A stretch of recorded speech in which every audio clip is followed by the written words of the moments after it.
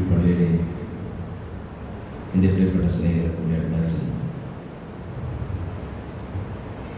Jackson അവർ, ഇതിനോടൊപ്പം എൻ്റെ കാഴ്ചയിൽ വിസയായിട്ടുണ്ടായിരുന്ന ശ്രീ രുനോയ് കേവൻ സാർ, അതിനോടൊപ്പം ഇവിടുത്തെ യുവജനവേദിയുടെ മറ്റു പ്രവർത്തകർ, പ്രിയപ്പെട്ട രക്ഷാകർത്താക്കളെ, കുഞ്ഞുങ്ങളെ, എല്ലാവർക്കും എൻ്റെ വിനീതമായ നമസ്കാരം. കഴിഞ്ഞ ഒരു 2 മാസം മുൻപാണ് ഇങ്ങനെ ഒരു ക്ലാസ്സിനെ കുറിച്ച് റിനു എന്നോട് പറയുന്നത്. ഇങ്ങനെ ഒരു അവസരം നമുക്ക് ദൈവം ഒരുക്കി തന്നിട്ടുള്ളത്. നിങ്ങളെല്ലാം കണ്ടതിൽ അതിയായ സന്തോഷം. ജാക്സൺ അച്ഛൻ എന്നെ വിളിക്കാൻ വന്നപ്പോൾ ഇത്രയും എനിക്ക് ആ മനുഷ്യനോട് ഒരു വല്ലാത്തൊരു ഇഷ്ടം തോന്നി. കാരണം ചടുലമായിട്ടുള്ള പെരുമാറ്റമുള്ള, വളരെ ആക്റ്റീവായിട്ടുള്ള, നമുക്കെല്ലാവരും ഭാഗ്യമായിട്ടാണ് പക്ഷേ ഇങ്ങനെ ഇടവകയുടെ അച്ഛൻ വന്നതെന്ന് ഞാൻ കരുതുക. കാരണം ഒരുവിധപ്പെട്ട അച്ഛന്മാരൊന്നും കൈവെക്കാത്ത ഒരു മേഖലയിൽ സാർ ഇന്ന വിഷയങ്ങൾ സംസാരിക്കണം, ഇന്ന കാര്യങ്ങൾ സംസാരിക്കണം. അതായത് നമ്മുടെ പുതിയ തലമുറയെക്കുറിച്ചുള്ള ആശങ്കയുള്ള ഒരു നല്ല മനസ്സിൻ്റെ പ്രതീകമാണ് അദ്ദേഹം. അതിനോട് പ്രത്യേക നന്ദി പോലീസിൻ്റെ ആയിട്ട് നിങ്ങൾ അറിയിക്കുകയാണ്.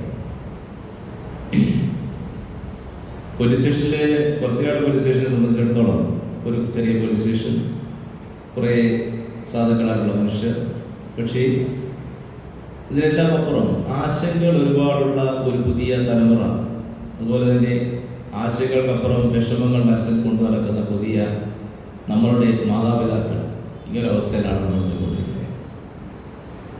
പോലീസിനെ നിങ്ങൾക്ക് ഇഷ്ടമാണോ? പുതിയ തലമുറയോട് ചോദിച്ചാൽ ഇഷ്ടമാണോ? ഇഷ്ടമാണോ? പോലീസിനെ ഇഷ്ടമുള്ളൊരു കൈവക്കി സത്യസന്ധമായി പറഞ്ഞാൽ കൈനല്ല. പോലീസിനെ ഇഷ്ടമല്ലാത്തവർ കൈവക്കി 1 2 പേരുള്ളൂ. 2 പേർക്ക് പോലീസിനെ ഇഷ്ടമല്ല.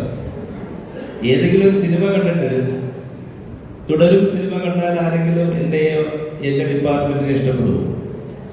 ഇഷ്ടപ്പെടും. സിനിമ കണ്ടായിരുന്നോ? കണ്ടുകാണെന്ന് വിശ്വസിക്കുന്നു.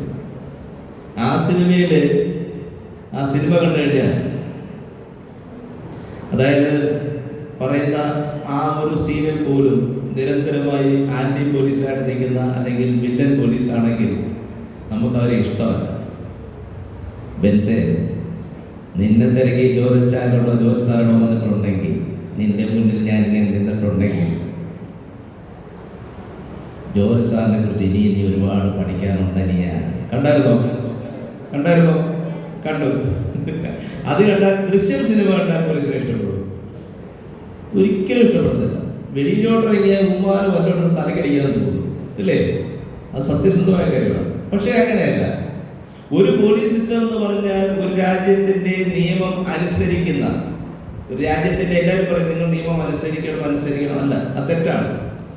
ഒരു രാജ്യത്തിൻ്റെ നിയമം അംഗീകരിക്കുന്നവരാണ് മാത്രമേ നിയമത്തെ അനുസരിക്കാൻ സാധിക്കുകയുള്ളൂ.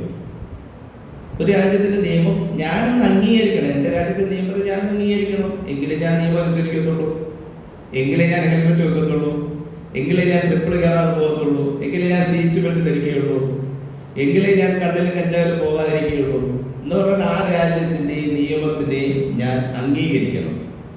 അംഗീകരിച്ചെങ്കിൽ മാത്രമേ ഞാൻ നിയമം അനുസരിക്കുള്ളൂ. ലോകത്തിലെ ഏറ്റവും നല്ല പോലീസ് ഉള്ളത് ഏത് രാജ്യത്താണ്? കുട്ടികൾ പറയും, ഏത് രാജ്യത്താണ്? ഇന്ത്യ അല്ല. എവിടെയാണ്? കേരളം എന്നല്ല. എവിടെയാണ്? അമ്മ പറയും അമേരിക്ക അല്ല. എല്ലാവർക്കും അറിയാവുന്ന കാര്യമാണ്. എവിടെ? ഇസ്രായേൽ അല്ല. ഒരാൾ സ്വിറ്റ്സർലൻഡ്. ഗുഡ്. ലോകത്തിലെ ഏറ്റവും നല്ല പോലീസ് എന്ന് പറഞ്ഞാൽ ബ്രിട്ടന്റെ പോലീസാണ്. ലണ്ടൻ ബോബീസ് എന്നാണ് ബ്രിട്ടന്റെ പോലീസിനെ വിളിക്കുന്നത്. ബ്രിട്ടന്റെ പോലീസിന്റെ പ്രത്യേകത എന്ന് പറഞ്ഞാൽ അവർ സർ വിളിച്ചേ സംസാരിക്കുന്നുണ്ട്. സർ വിളിച്ചേ സംസാരിക്കുന്നുണ്ട്.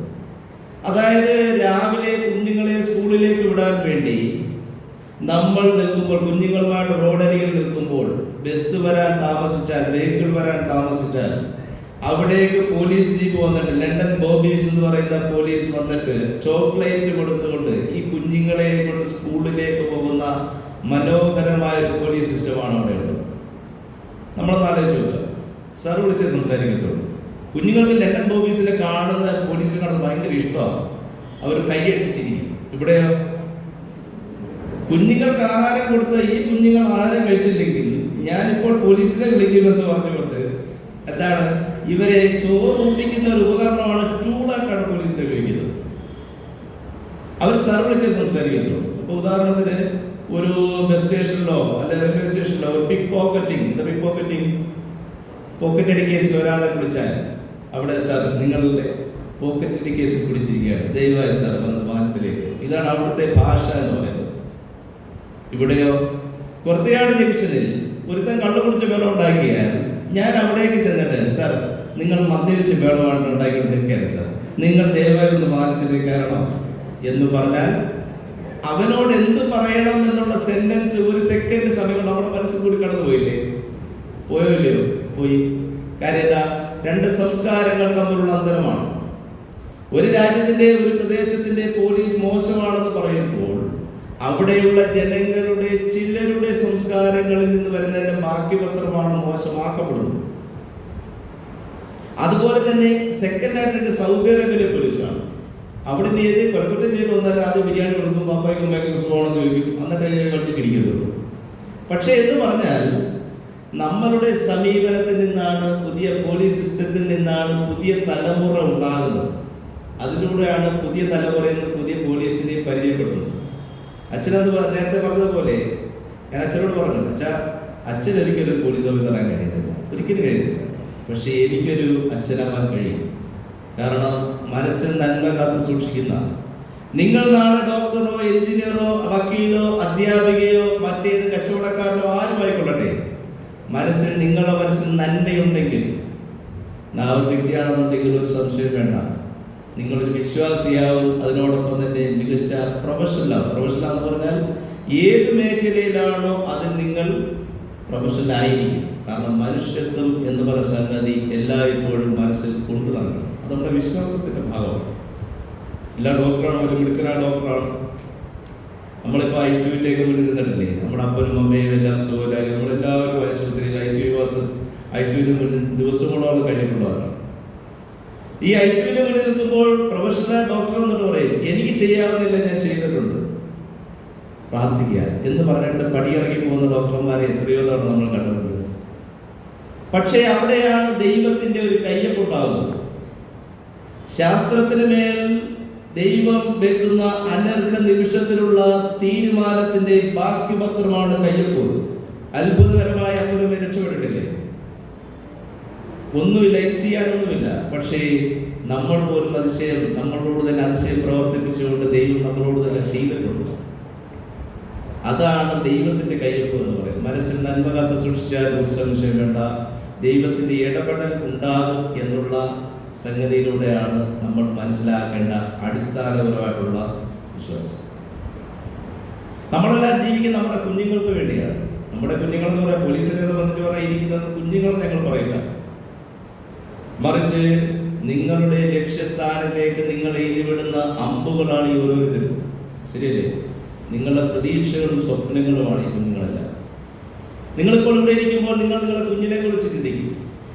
അവൻ എന്താകണം, അവനെവിടെ ക്ലാസ്സിന് വിടണം, എപ്പോൾ ക്ലാസ് വഴി തിരിച്ചു വരും, വരുന്ന വഴിയിൽ എങ്ങനെയുള്ള വഴികളാണ്, കൂട്ടുകാരൊക്കെയാണ്, ഇതെല്ലാം നമ്മൾ ചിന്തിക്കും. സ്കൂളിനെ കുറിച്ച് ചിന്തിക്കും, ക്ലാസ്സിനെ കുറിച്ചെല്ലാം ചിന്തിക്കും. പക്ഷേ നമ്മൾ എഴുതിവിടുന്ന ഈ അമ്പുകൾ, ഈ കുഞ്ഞുങ്ങൾ ലക്ഷ്യം തെറ്റി സഞ്ചരിച്ചാൽ നിങ്ങൾ ഓർക്കുക, നമ്മളുടെ പ്രതീക്ഷകളും സ്വപ്നങ്ങളും നമ്മൾ തകർന്നെടുക്കും. പക്ഷേ നമ്മുടെ പ്രതീക്ഷകളെയും സ്വപ്നങ്ങളെയും നശിപ്പിക്കുന്ന തരത്തിൽ, നമ്മളുടെ കുഞ്ഞുങ്ങളെ ഇല്ലാതാക്കുന്ന തരത്തിൽ രണ്ട് തരം അഡിക്ഷൻസ്, ലഹരികൾ നമ്മളുടെ മുന്നിലേക്ക് വന്നുകൊണ്ടിരിക്കുകയാണ്. ഒന്ന്, നമ്മുടെ തലച്ചോറിനെ മലിനമാക്കുന്ന കള്ളും കഞ്ചാവും മയക്കുമരുന്നും ഉള്ള ലഹരികളാണെങ്കിൽ, മറുവശത്ത് നിൽക്കുന്നത് അതിനേക്കാൾ മാരകമായിട്ടുള്ള മൊബൈൽ ഫോൺ എന്നുള്ള സൈബർ ലോകത്തെയുള്ള ലഹരികളിൽ നമ്മുടെ കുഞ്ഞുങ്ങൾ അടിപ്പെട്ട് കിടക്കുകയാണ്. ആൺകുട്ടികളാണെന്നുണ്ടെങ്കിൽ നമുക്ക് ആശങ്കയാണ്, ടീനേജ് കഴിയുന്നവരെ നമുക്ക് ആശങ്കയാണ്. കാരണം ആൺകുട്ടികളോടൊന്നും പറയാൻ പറ്റത്തില്ല. പോലീസ് സ്റ്റേഷനിൽ ഇഷ്ടംപോലെ പരാതികൾ എൻ്റെ മുന്നിലേക്ക് വരുന്നവർ പറയാം, സാർ അപ്പനും അമ്മയും ഒന്നും വിഷമത്തോടെ പറയാം, സാർ എൻ്റെ മകൻ എന്നെ അടിച്ചു. എന്നാലോചിച്ചോ, അപ്പൻ വന്ന് വിഷമത്തോടെ നാളിതുവരെ എൻ്റെ മകന് വേണ്ട, മകൾക്ക് വേണ്ട വിദ്യാഭ്യാസം കൊടുത്തു, പാർപ്പിടം കൊടുത്തു, വസ്ത്രം കൊടുത്തു, പഠിക്കുന്നതിനാവശ്യമായിട്ടുള്ള എല്ലാ സംഗതികളും കൊടുത്തു, സ്നേഹം കൊടുത്തു, വാത്സല്യം കൊടുത്തു. പക്ഷേ അവർക്ക് നമ്മളെ വേണ്ട. കാര്യം എന്താ? ഒരു പുതിയ തലമുറ വളർന്നു വരുന്നു എന്ന് പറഞ്ഞാൽ കമ്മിറ്റ്മെന്റ് ഇല്ലാത്ത, ഒരു മനുഷ്യരോട് മനുഷ്യത്വമില്ലാത്ത, മനസ്സിൽ നന്മയില്ലാത്ത, കേൾക്കുവാൻ ശേഷിയില്ലാത്ത, കേൾക്കുക എന്ന് പറഞ്ഞാൽ കേൾക്കുന്നതിനുള്ള ഹിയറിംഗ്, അതായത് പേഷ്യൻസ് ഓഫ് ഹിയറിംഗ് എന്ന് പറയും, കേൾക്കുവാൻ പോലും മനസ്സില്ലാത്ത നമ്മുടെ വീട്ടിൽ അപ്പനും അമ്മയും അല്ലെ അമ്മയും അപ്പൂപ്പനും ഒക്കെ ഉണ്ടെങ്കിൽ വിചാരിക്കുക, ഒരു മരുന്ന് മാറ്റും, അല്ലെ എൻ്റെ മുട്ടിന് വലിയ വേദനയാണ്, ഇടയ്ക്ക് നെഞ്ചുവേദനയുണ്ട്, നടുവേദനയുണ്ട്, ഒരു മരുന്ന് വാങ്ങിച്ചുകൊണ്ട് തരണേ ക്ലാസ് കഴിഞ്ഞ് വരുമ്പോൾ. എനിക്ക് പറ്റത്തില്ല, ഞാൻ വരുമ്പോൾ താമസിച്ചു, എന്താ ഇവിടെ വേറെ ആരും ഇല്ലേ വാങ്ങിച്ചുകൊണ്ട് തരാൻ? എത്രയോ തവണ നമ്മളോട് പറഞ്ഞിരിക്കുന്നു. പക്ഷെ നമ്മളെല്ലാം ക്ഷമിക്കും. നമ്മൾ മാതാപിതാക്കളുടെ പ്രത്യേകത എന്താ? നമ്മൾ ഏറ്റവും കൂടുതൽ ഈ കുഞ്ഞുങ്ങളോട് ക്ഷമിക്കുന്ന ലോകത്തെ ഏക ബാക്കി പത്രം എന്ന് പറയുന്നത് ഈ നമ്മൾ അപ്പനും അമ്മയാണ്. വേറെ എല്ലാം നമ്മൾ ക്ഷമിക്കും, സാരമില്ല, അവന് സമയമില്ലാത്തതുകൊണ്ടല്ലയോ. അടുത്ത സമയത്ത് എനിക്കുണ്ടായ ഒരു അനുഭവം എന്ന് പറഞ്ഞാൽ, രാത്രിയുടെ അന്ത്യയാമങ്ങളിൽ 1:30 മണി സമയത്ത് നൈറ്റ് പെട്രോളിംഗ് കഴിഞ്ഞ് വരുമ്പോൾ ഈ പല്ലാരിമംഗലത്ത് അറുന്നൂറ്റിമംഗലം ഭാഗത്ത് രാത്രിയിൽ ഒരു റബ്ബർ എസ്റ്റേറ്റിന്റെ അടുത്തൊരു വീട് തുറന്നു നടക്കുന്നു. വീട് തുറന്നു നടക്കുന്നതെന്ന് പറഞ്ഞാൽ രാത്രിയിൽ 1:30 മണി സമയത്ത് വീട് തുറന്നു നടക്കുന്നതാണ് പോലീസിനെ സംബന്ധിച്ച് ഒന്നുകിൽ അവിടെ ഒരു മോഷണം നടന്നിട്ടുണ്ട്, അല്ലെങ്കിൽ കള്ളനകത്തുണ്ട്, അതുമല്ലെങ്കിൽ അവിടെ ഒരു ഓഫൻസ് ക്രൈം ചെയ്തിട്ട് കള്ളൻ പോയിട്ടുണ്ട്. ഞാനും എന്നെയുള്ള പോലീസ് പാർട്ടിയും അവിടേക്ക് ചെല്ലുമ്പോൾ കാണുന്ന കാഴ്ച, വീട് തുറന്നകത്തേക്ക് കയറി ആ വീടിന്റെ ഓരോ മുറികളിലേക്ക് കയറുമ്പോൾ ഒരു മുറിയിലും മോഷണം നടന്നിട്ടില്ല. എല്ലാ മുറികളിലും അലമാരയും തുണികളും എല്ലാം അടുക്കി വെച്ചിരിക്കുന്നു. എങ്ങും തന്നെ ഒരു സാധനവും വലിച്ചു പറിച്ചിട്ടില്ല. ഒരു മോഷണത്തിന്റെ ഒരു സംഗതി നടന്നിട്ടില്ല. എല്ലാം ഭംഗിയായി തന്നെ ഇരിക്കുന്നു. വീടിന്റെ ഉള്ളിലേക്ക് നടന്നു ചെല്ലുമ്പോൾ കാണുന്ന കാഴ്ച, ഉള്ളിന്റെ ഉള്ളിൽ നിന്ന് ഒരു ഞരക്കം കേൾക്കുന്നു. ആരാ മോനെ? ടൂസൂട്ടിയാണോടാ, ഇങ്ങോട്ട് വാങ്ങേക്ര, ഇങ്ങോട്ടൊന്ന് വന്നേ, എനിക്ക് തീരെ വയ്യ. ഒരു അമ്മയുടെ കരച്ചിലാണ്, ഒരു 85-90 വയസ്സുള്ള അമ്മ. ഞാൻ ചെല്ലുമ്പോൾ കാണുന്ന കാഴ്ച, അമ്മയ്ക്ക് ശ്വാസമെടുക്കാൻ കഴിയാതെ ക്രോണിക് ആസ്മാറ്റിക് ആയിട്ടുള്ള ഒരമ്മ. ഞാൻ പറഞ്ഞ പോലീസാണ്, മക്കളെ എനിക്ക് ചൂടുവെള്ളം എടുത്ത് തരാമോ? ഞാൻ അടുക്കളയിലേക്ക് പോകുന്നു, വെള്ളം ചൂടാക്കി ഈ അമ്മയ്ക്ക് കൊണ്ടുവന്ന് കൊടുക്കുന്നു. അമ്മയ്ക്ക് പുറമെല്ലാം തടയി കൊടുക്കുന്നു. അതിനുശേഷം ശ്വാസം കിട്ടുന്നു. എന്നിട്ട് അമ്മ പറയുകയാണ്, മക്കളെ എനിക്കൊരു മോനെ ഉള്ളടാ. ഞാൻ ചെവിടാ, അവൻ അമേരിക്കയിലാണ്, അവന് ഭാര്യയും കുഞ്ഞുങ്ങളെല്ലാം അവിടെ. ഞാൻ ഇവിടെ ആരാ ഉള്ളത്? ഇവിടെ ഞാനും ഉണ്ട്, എന്നെ നോക്കാൻ ജോസൂട്ടിയും ഉണ്ട്, വലിയൊരു കാറുമുണ്ട്, വലിയൊരു ബംഗ്ലാവുമുണ്ട്, ഒരു പട്ടിയുമുണ്ട്. ഞാൻ പറയും, എവിടെ ജോസൂട്ടി? ഇവിടെ ഉണ്ടായിരുന്ന മോനെ, എവിടെയാണെന്ന് അറിയത്തില്ല, എനിക്ക് ആ തീരെ വയ്യാന്ന് പറയും. ഞാൻ ജോസൂട്ടിയെ തിരക്കി പുറത്തേക്ക് ചെല്ലുമ്പോൾ കാണുന്ന കാഴ്ച എന്ന് പറഞ്ഞാൽ, വിലയേറിയ കോടിക്കണക്കിന് വിലയുള്ള ഒരു കാറിൽ ജോസൂട്ടി മദ്യപിച്ച് മതോന്മത്തിലേക്ക് കണ്ട് കാല് മാത്രം ഡോറിലൂടെ വെളിയിലേക്ക് കാണാം. ജോസൂട്ടി കിടക്കുകയാണ്. ഞാൻ വിളിച്ചുണർത്തി, ജോസൂട്ടി. അയ്യോ സാറേ, എന്താ സാറേ, അമ്മച്ചിക്ക് വല്ലതും പറ്റിയോ സാറേ? ജോസൂട്ടി ഞാൻ എഴുതിയിരിക്കുന്നു. ജോസൂട്ടി അമ്മച്ചിയുടെ കാറ്റ് പോകുന്ന കാര്യം. ഞാൻ പറഞ്ഞ അമ്മച്ചിക്കൊന്നും പറ്റില്ല, വിളിച്ചുകൊണ്ടു.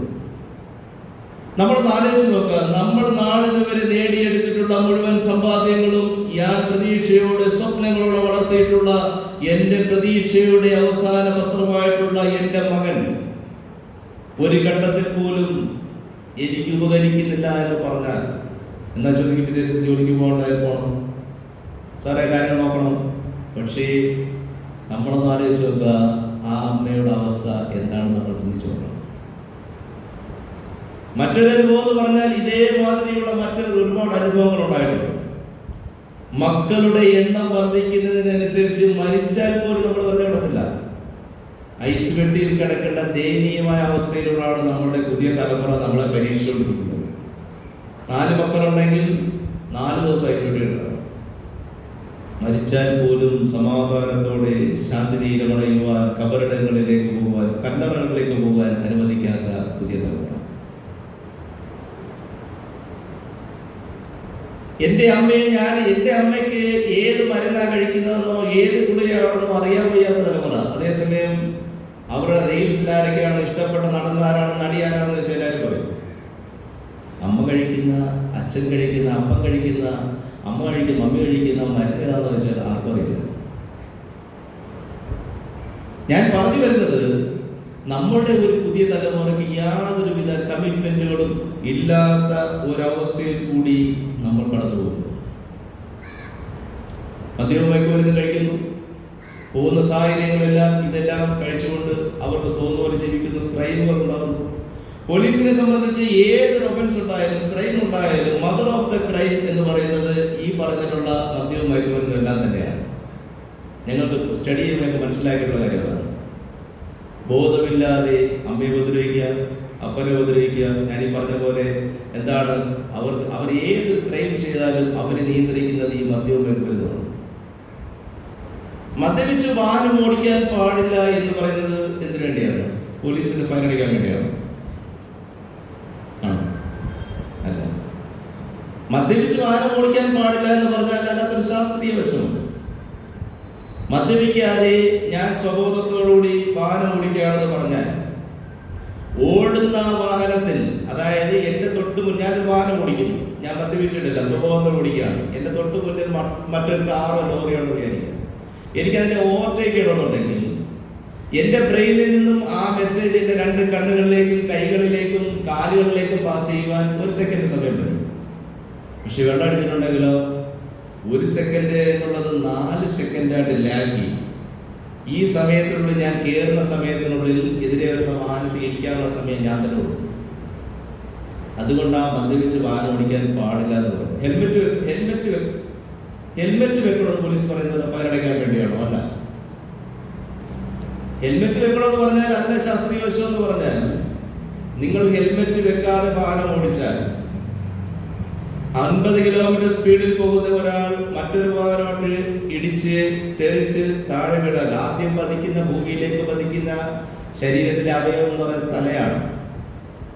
50 കിലോമീറ്റർ സ്പീഡിൽ പോകുന്ന ഒരാൾ അപകടമുണ്ടായി തലയടിച്ച് വീണാൽ അതിന്റെ ഇമ്പാക്റ്റ്, ആഘാതം എന്ന് പറയുന്നത് 4 നില കെട്ടിടത്തിന്റെ മുകളിൽ നിന്ന് ഒരാൾ ചാടിയാൽ, തലയടിച്ച് വീണാൽ എത്രത്തോളമാണോ തലയ്ക്ക് പരിക്കേൽക്കുന്നത് എന്നുള്ളതാണ് നമ്മൾ മനസ്സിലാക്കുന്നത്. ശരീരത്തിലെ മുഴുവൻ അവയവങ്ങളും നമ്മൾക്ക് റിപ്പയർ ചെയ്യാൻ പറ്റും, ശരിയല്ലേ? കൈ ഒടിഞ്ഞാൽ നമുക്ക് റോഡിടാം, അല്ലെങ്കിൽ പിന്നെ എന്താണ് സ്റ്റീലിടാം, ഈ ഓർഗൻസ് എല്ലാം മാറ്റി വെക്കാം. ഇന്ന് വരെ തല റിപ്പയർ ചെയ്തായിട്ട് എവിടെയെങ്കിലും നമ്മൾ കിടന്നു. ഹെഡ് ഇഞ്ചുറി ഉണ്ടായിട്ടാണ് കൂടുതൽ മരണങ്ങൾ സംഭവിക്കുന്നത്. പിന്നെ അതിൻ്റെ കൂടെ ഈ ഓവർ സ്പീഡിൻ്റെ കൂടെ ഓർക്കണം, ഇങ്ങനെയുള്ള സാധനങ്ങൾ ഉപയോഗിച്ചാലോ, കഞ്ചാവ് ഒഴിച്ചിട്ടുണ്ടെങ്കിൽ അതിനൊക്കെ മാനമാണ്. ഞാൻ നേരത്തെ പറഞ്ഞാൽ ഓവർടേക്ക് ചെയ്യാൻ 1 സെക്കൻഡ് സമയത്തിൽ മദ്യപിച്ച് 4 സെക്കൻഡായിട്ട് ലാഗ് ചെയ്യണമെങ്കിൽ, പിന്നെ കഞ്ചാവ് ഒഴിച്ചിട്ടുണ്ടെങ്കിൽ 14 സെക്കൻഡായിട്ട് ലാഗ് ചെയ്യും. 4 ചോദ്യം, എതിരെ വരുന്ന വാഹനത്തിന്, കാറും ലോറിയും ബസ്സും എല്ലാം ഇടിക്കാനുള്ള സമയം, എന്നെ ഇടിക്കാനുള്ള സമയം ഞാൻ തന്നെ കൊടുക്കുകയാണ്. എത്രത്തോളം മാരകമാണ് എന്നുള്ളതാണ് നമ്മൾ മനസ്സിലാക്കേണ്ടത്. അതിന് വലിയൊരു അനുഭവം എൻ്റെ മനസ്സിലുണ്ട്. ഞാൻ മാവേലിക്കര രസിയായിട്ടിരിക്കുമ്പോൾ ഒരു 19 വയസ്സുകാരൻ അപകടമുണ്ടായി മരിച്ചു. ഈ നമുക്ക് മനസ്സിലാക്കാൻ പറ്റും, കൊച്ചാനമൂട് ഭാഗത്തേക്ക് പോകുന്ന ഇഷ്ടംപോലെ ടിപ്പർ ലോറികൾ വരുന്ന സ്ഥലമാണ് കൊച്ചാനമൂടിലേക്ക് പോകും, കല്ലുമല ഭാഗത്തേക്ക് പോകും. ടിപ്പർ ലോറി ഇടിച്ച് 19 വയസ്സുകാരൻ മരിച്ചു. അവന്റെ ഇൻക്വസ്റ്റ് തയ്യാറാക്കാൻ വേണ്ടി ഞാൻ മാവേലിക്കര ഗവൺമെന്റ് ആശുപത്രി മോർച്ചറിയിലേക്ക് പോകുമ്പോൾ കാണുന്ന കാഴ്ച, ഞാൻ ആദ്യം കേട്ടത് പോസ്റ്റ്മോർട്ടം ടേബിളിൽ സുന്ദരനായിട്ടുള്ള സൂര്യതേജസ്സോടെ കിടക്കുന്ന ഒരു 19 വയസ്സുകാരൻ. ഞാൻ അവന്റെ ബോഡി ഇഞ്ച് ഞാൻ പരിശോധിച്ചു, എങ്ങും യാതൊരു മുറിവുകളുമില്ല.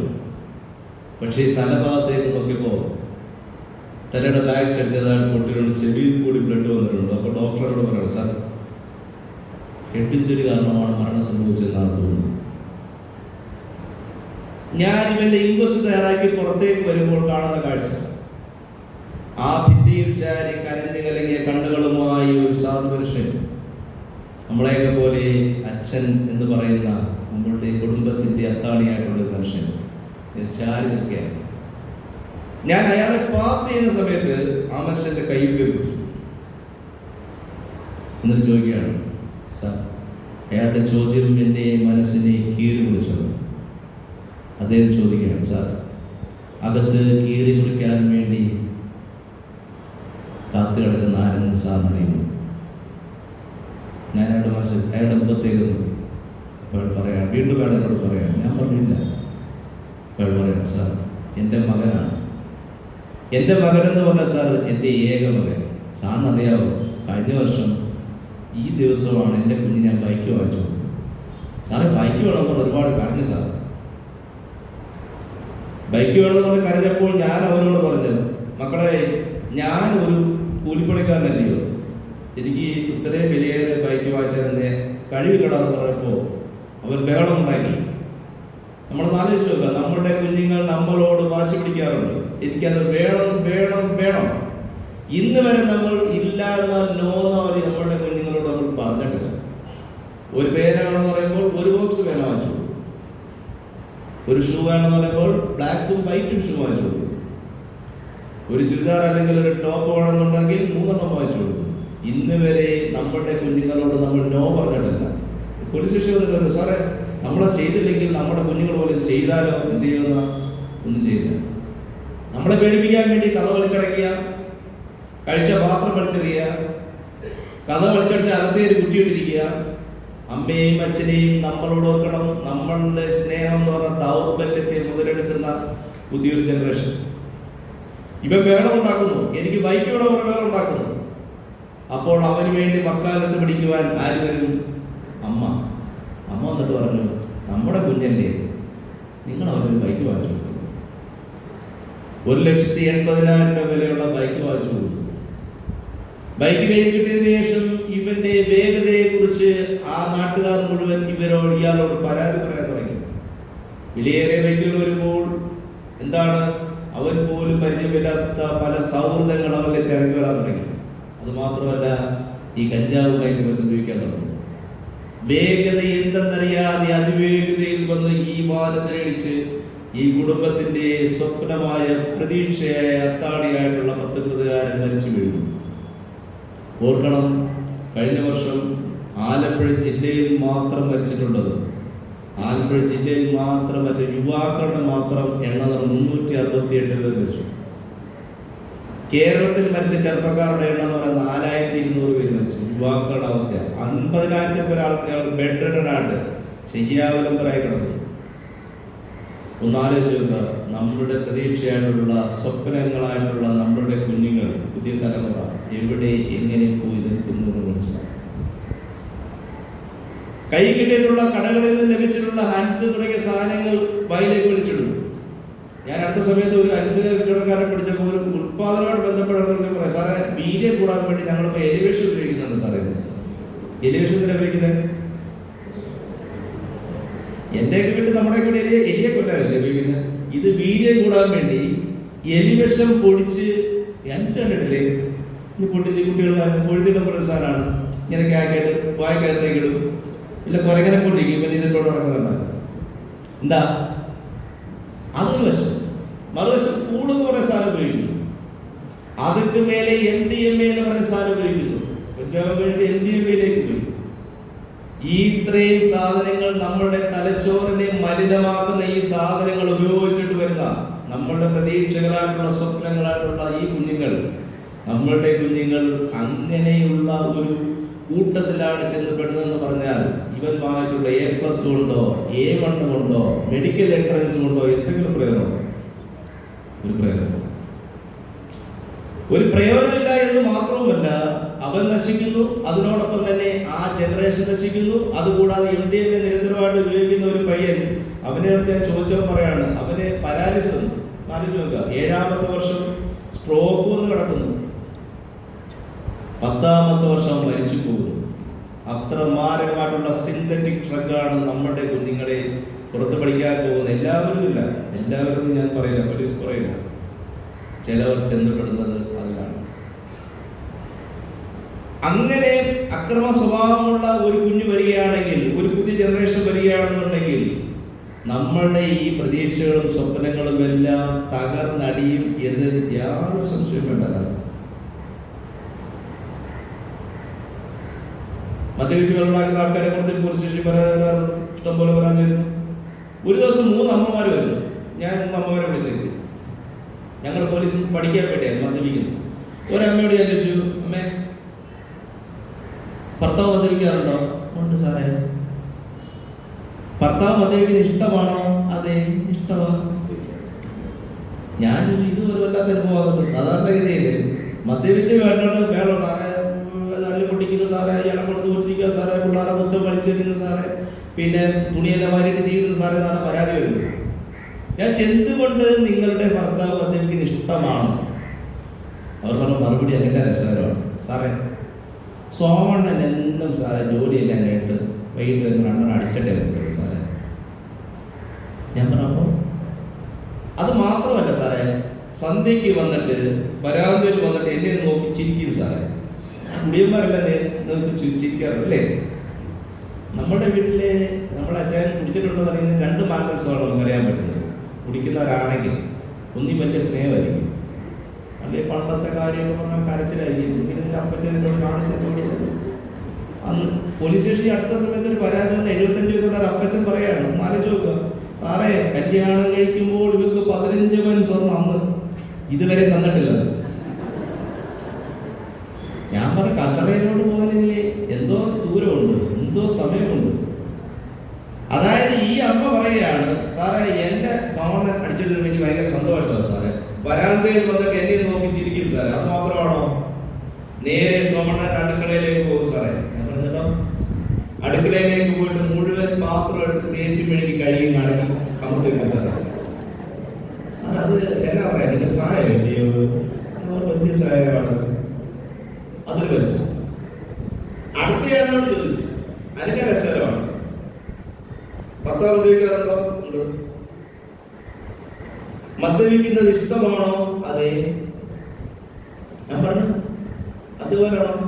പക്ഷേ മദ്യപിക്കുന്നത് ഇഷ്ടമാണ്, പക്ഷെ ചെറിയൊരു കുഴപ്പമുണ്ട് സാറേ. അങ്ങനെ എന്താ കുഴപ്പം? സാറേ, ഇങ്ങനെ വെള്ളം അടിച്ചിട്ടോ എന്നെ നോക്കി ചിരിക്കും സാറേ. വരാതെ റൂമിലേക്ക് വന്നിട്ട് നോക്കി, എന്നിട്ട് ഇവിടെ പോകും, അടുക്കളയിൽ പോകും. അല്ല സാറേ, ഇയാൾ നേരെ ബെഡ്റൂമിലോട്ടങ്ങ് പോകും. എന്നിട്ടോ അവിടെ പോയി ഒരു ബെഡ്ഷീറ്റ് എടുക്കും, ഒരു തലേണ എടുക്കും. എന്നിട്ട് നേരെ പുറത്തേക്ക് വന്നിട്ട് മനോഹരമായിട്ടുള്ള ഞങ്ങളുടെ വീട്ടിൽ മനോഹരമായിട്ടുള്ള ഒരു പട്ടിക്കൂടുണ്ട് സാർ. അതിൽ വിലയേറിയ ഒരു പട്ടിയുണ്ട് സാർ. അവൻ്റെ കൂടെ സാർ അതിനെ നടക്കുന്നത് ആലോചിക്കുക. അതായത് നമ്മളുടെ ലഹരി നമ്മളുടെ വ്യക്തിത്വത്തിനെ എങ്ങനെയാണ് കീഴ്പ്പെടുത്തുന്നത്, നശിപ്പിക്കുന്നത് എന്ന് നമ്മൾ ചിന്തിച്ചു നോക്കണം. പട്ടിക്കൂടിൽ പോയി കിടക്കുന്നവരെ ഇങ്ങനെ എന്തോ നമ്മൾ വിളിക്കേണ്ട സാധാരണ. മറ്റൊരമ്മ പറഞ്ഞാലൊക്കെ ദൈനികമാവശ്യമാണ്, ഒരിക്കലും ഇഷ്ടമല്ല. കാരണം മദ്യപിച്ച് വന്നിട്ട് എൻ്റെ കുഞ്ഞുങ്ങളെ, അതായത് ഓരോ വീടുകളിൽ പോയി പാത്രം കഴുകി ജീവിക്കുന്ന എന്നെ, എൻ്റെ വീട്ടിലെ കുഞ്ഞിൻ്റെ 7ാം ക്ലാസ്സിൽ പഠിക്കുന്ന മിടുക്കിയായിട്ടുള്ള മകളുടെ മുഴുവൻ വസ്ത്രങ്ങളും എടുത്ത് തീയിട്ടുകളഞ്ഞു, പുസ്തകം തീയിട്ടു. അത് മാത്രമല്ല ചെയ്ത പണി, ഇയാൾ അവർ വാങ്ങിവെച്ച അരിയിൽ മണ്ണെണ്ണ ഒഴിച്ചു. ആലോചിച്ചു, ഇവന്റെയൊക്കെ മനസ്സിൽ എന്നാലോചിച്ചു, നന്മ പോയിട്ട് സാത്താൻ കുടികൊള്ളുന്ന മനസ്സുകളിലാണ് ഇങ്ങനെയുള്ള കാര്യങ്ങൾ പോകുന്നത്. അത്രത്തോളം ലഹരി നമ്മളുടെ സമൂഹത്തിനെ കീഴ്പ്പെടുത്തിക്കൊണ്ടേയിരിക്കും. അക്രമ സ്വഭാവം ഉണ്ടാകുമ്പോൾ, അതായത് ക്ലാസ്സിൽ സ്കൂളിൽ വിട്ടു വരുന്ന കുഞ്ഞുങ്ങളുടെ നിങ്ങൾ മനസ്സിലാക്കണം, അവൻ നിരന്തരമായി നിങ്ങളോട് ചിരിക്കാതിരിക്കുകയാണെങ്കിൽ, വീട്ടിൽ കയറി റൂം അടച്ചിരിക്കുകയാണെന്നുണ്ടെങ്കിൽ, അതുമല്ലാന്നുണ്ടെങ്കിൽ അവന്റെ ചിന്തകളെ പുസ്തകം തുറക്കാതിരിക്കുകയാണെന്നുണ്ടെങ്കിൽ, ഭക്ഷണം കഴിക്കാൻ വിശപ്പില്ലാതിരിക്കുകയാണെന്നുണ്ടെങ്കിൽ, നിരന്തരമായി മൗനത്തിലേക്ക് പോവുകയാണെങ്കിൽ ഓർക്കണം, കഴുകന്റെ കണ്ണുകളുമായി കഴുകന്റെ പിടുത്തത്തിലേക്ക് എന്റെ മകനും മകളും പോയി തുടങ്ങി നമ്മൾ മനസ്സിലാക്കണം. അതുകൊണ്ടാണ് നിങ്ങൾ കുട്ടികൾ, ഈ കുഞ്ഞുങ്ങൾ ആര് പറഞ്ഞാലാണ് കേൾക്കുന്നത്? ഏറ്റവും കൂടുതൽ ആര് പറഞ്ഞാലാണ് കേൾക്കുന്നത്? ആര് പറഞ്ഞാലാണ് കേൾക്കുന്നത്? ആര് പറഞ്ഞാൽ കേൾക്കുന്നത്? അച്ഛനും അമ്മയും. അല്ല, എന്റെ കാലം കഴിഞ്ഞു, ഒന്നും വിശ്വസിക്കണ്ട. നിങ്ങൾ 10% സംശയം എപ്പോഴും പോലീസ് ആംഗിളിൽ കാണും, സംശയത്തോടെ കാണാം. 100% എല്ലാവരും സംശയിക്കുന്നത്, 10% ഗ്യാപ്. ഇവർ ആകെ പറഞ്ഞാൽ കേൾക്കുന്നത് കൂട്ടുകാർ പറഞ്ഞാലേ കേൾക്കത്തുള്ളൂ, അല്ലാതെ ഒരു മനുഷ്യൻ പറയാൻ പറ്റില്ല. പുതിയ ജനറേഷൻ നമ്മളുടെ കുഞ്ഞുങ്ങളോട് ഏറ്റവും നല്ല കൂട്ടുകാരായിട്ട് നിന്നാൽ അതിന്റെ അർത്ഥം അവനോട് നിരന്തരമായി സംസാരിക്കുക, അവനോട് അവളോട് നിരന്തരമായ കാര്യങ്ങൾ ചോദിക്കുക, സ്കൂളിലെ കാര്യങ്ങൾ ചോദിക്കുക, നടന്ന വഴികളിലെ കാര്യങ്ങൾ ചോദിക്കുക, സ്കൂളിലെ അധ്യാപകരുടെ കാര്യങ്ങൾ ചോദിക്കുക, പഠനത്തിനെ കുറിച്ച് ചോദിക്കുക, ഒരുമിച്ച് ഭക്ഷണം കഴിക്കുക, ഒരുമിച്ച് പള്ളിയിലേക്ക് പ്രാർത്ഥിക്കാൻ വരിക, ഒരുമിച്ച് കാറിൽ യാത്ര ചെയ്യുക, ഒരുമിച്ച് സിനിമ കാണുക, ഒരുമിച്ച് പാട്ട്, ഒരുമിച്ച് ഉറക്കെ ചിരിക്കുക. ചിരിക്കാൻ സമയമില്ലാത്ത ലോകത്തുകൂടിയാണ് നമ്മൾ പോകുന്നത്. ചിരിക്കാൻ പോലും നമുക്ക് നേരമില്ല. കുഞ്ഞുങ്ങൾ സ്കൂൾ വിട്ട് വരുമ്പോൾ നിങ്ങൾ ചിരിക്കാറുണ്ടോ? നിങ്ങളെ നോക്കി